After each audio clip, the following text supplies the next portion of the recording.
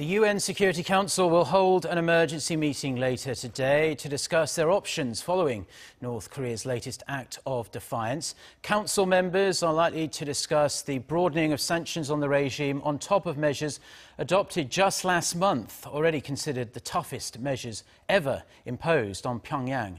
Joonhee reports. The UN Security Council will convene for an emergency session on Monday at the UN headquarters in New York City, at the request of South Korea, the US, Japan, Britain, and France.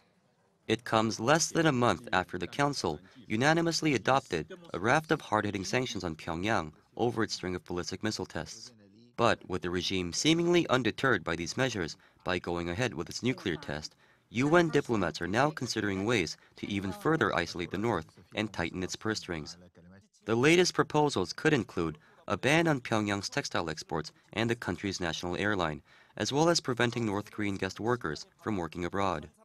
UN Secretary-General Antonio Guterres condemned North Korea's nuclear test, calling it another serious breach of its international obligations and profoundly destabilizing for regional security. The UN chief said he has been in close contact with all parties involved ahead of the Security Council meeting.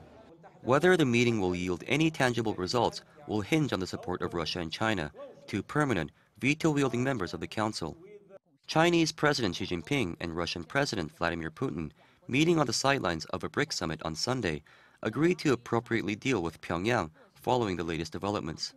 It remains to be seen if this indicates Beijing and Moscow are moving away from the softer line of North Korea they've adopted in recent months, having shown firm opposition to any new sanctions in favor of facilitating dialogue.